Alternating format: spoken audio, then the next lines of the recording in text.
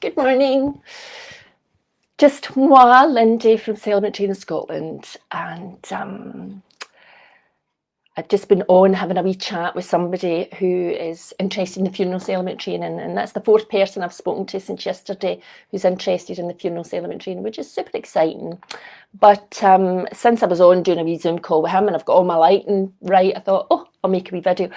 Because one of the things we were talking about, or I was talking about, I was doing most of the talking as usual, one of the things I was talking about was how, as part of the Celebrant Training Scotland culture, and this is becoming more and more so as it goes on, is this idea of exploring the spiritual side of being a celebrant and what that means, and deepening the spiritual side of celebrancy. And we do touch on that in the training, but the training is only 4 days, so we don't get a huge chance during those 4 days to delve right into what that means. I mean, you were doing it in 4 years, never mind 4 days, but it's something that I do bring in. It's a thread that I do bring into the training, is to think about what that means, to think about what spirituality means to you, and how it might appear in your celebrant work. And then because I feel that celebrancy is a spiritual journey on its own.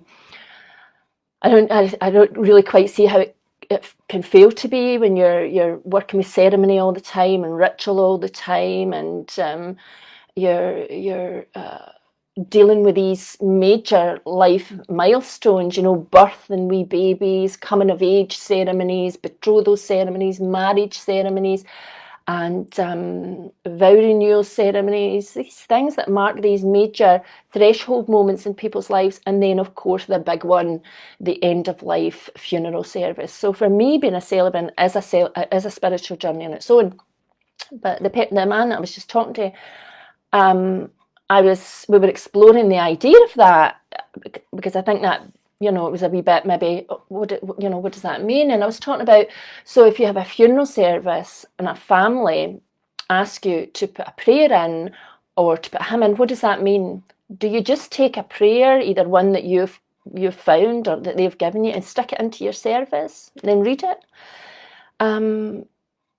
I don't think so, because that's not the point of a prayer or a hymn, and a hymn is a prayer in itself. I was saying, what do you do with that if somebody asks you to say a prayer? Because there is a calling there. If you're reading a prayer, it's a calling to something higher than us. It's an invocation. Through those words of the prayer, through the words of singing the hymn, you're trying to invoke something beyond this world, something higher than us.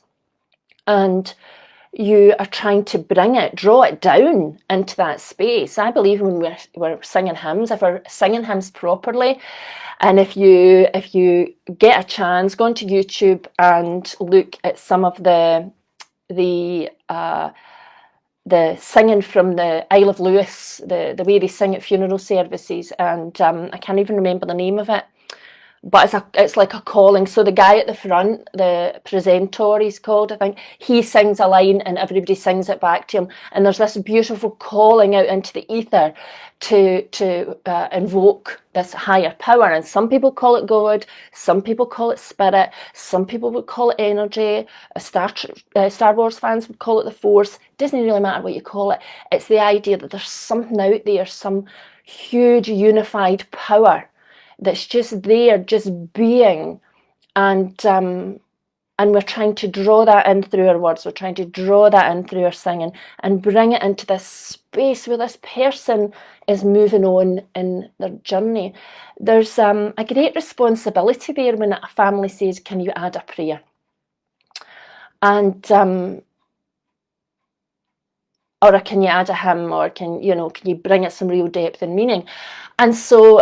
And I always feel the weight of that. I love it, because it then allows me to really go into my ministry and really bring that in. But if you would class yourself as a non-religious person, how do you do that? How do you be authentic for the family while still bringing in this, calling in this power.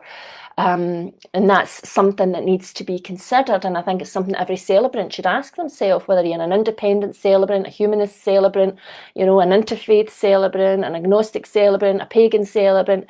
How do you honour families in the way that they are asking you to honour them?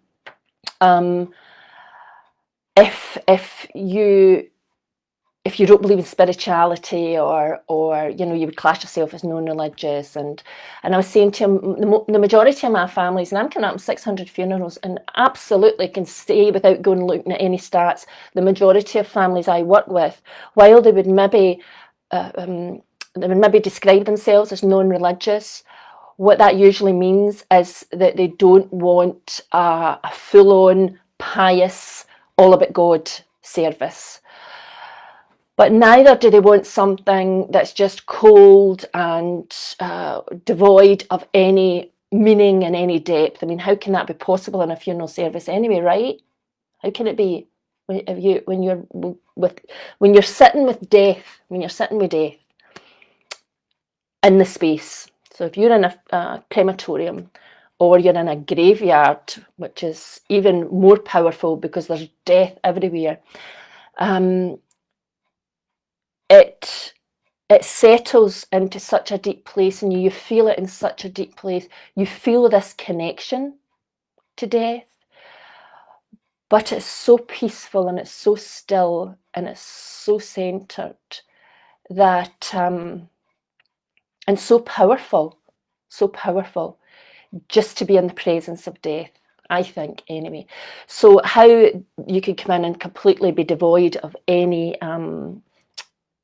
sense of that depth and that understanding and that spirituality, it doesn't work for me. But yes, so I was saying to my celebrant Jane Scotland, we try and explore that, and certainly after the course we try and explore that, and I encourage people to explore that, what that means, that spiritual side of it, and how they can work with that and still be true to themselves, still be really authentic to themselves. And I think we're going to see more and more of that. I think we're going to see more of spirituality coming into the work we do as celebrants. I think at the beginning, all we ever knew were clergy and ministers, and they got it wrong so many times. And that's not it's not an attack in name. I think there are so many different elements went into that, but as I was saying yesterday in my wee video, they got it wrong for so many people that I've never forgotten how wrong they got it. But then we had the humanist celebrants come in who were at the other end of the spectrum. We have one life, then we die, and there's nothing beyond that. So live the life that you've got, love the life that you've got, be kind to each other, be good, don't tell anybody else how they should live their life. Our life should not be dictated to by by religion and other people's beliefs. And so there's loads of great values in the humanist beliefs. But the biggie for me was this idea that when you die, you die. There's nothing beyond it. So nothing supernatural. So no UFOs, no feathers coming back, no feeling that you're connected to something bigger than yourself, which just doesn't fit in with me at all. Because it's not a faith. This idea that I'm connected to something bigger than me, it's not an idea actually, and it's no faith. It's a deep knowing. It's a deep knowing. Every day, every minute that I'm awake, I feel a deep connection to something bigger than me. I've no idea what it is, as I keep saying. And you can call it God, you can call it spirit, you can call it universe. I call it all differently. I call it all of those: God, the force, spirit, universe, consciousness. I call it all of those things because in truth I don't know what it is, but I know it's there. I know it's a good thing. I know that we are all connected to it and to each other. So I think we will see more of that in Celebrancy, and we will, and it's very exciting that celebrants are going to start exploring that and what it means. And I think we'll find a language to be able to talk to families about that if something comes up. So when I first became a celebrant, I would never have brought up the idea of, do you think your mum's gone on somewhere else? Or because I thought, it's a non-religious service, I can't say anything. And it's only through my own experience and working with people and talking with people and of course my own journey that but my family says, oh, we found a wee feather today, that we can go down a different track and we can talk about that and what that means to them, and to ask them, would you like me to bring that into the service? The idea that you believe in, that in some form your mum is still here, she's still with you. And usually the answer to that is a definite yes.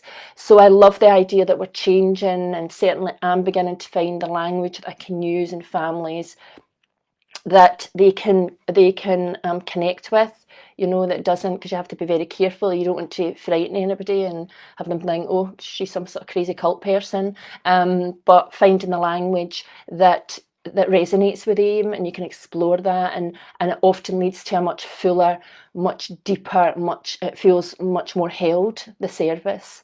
So yes, that's what I've been talking about this morning, the spiritual side of Celebrancy. Those of you that I already work with in Celebrancy in Scotland know how passionate I am about this, and we're doing other things in other groups, and we've got a retreat coming up next year, hopefully. The wee mad virus does one, and that's going to be all about exploring the spiritual side of Celebrancy and how we can bring that in and how we can develop it in ourselves, and allow that to you know, have a deeper clarity about our role in this work and how that works. So I thought I would share that with you this morning because it's really exciting, I think. Okay, I hope everybody's well. I hope everybody who is interested in the training that's going to be coming up in 2021 has already got in touch, because it's just about full. It's just about full. It's going crazy at the moment, which is great. So get in touch if you're interested. Other than that, I'll speak to you all soon. Fearful, blessings.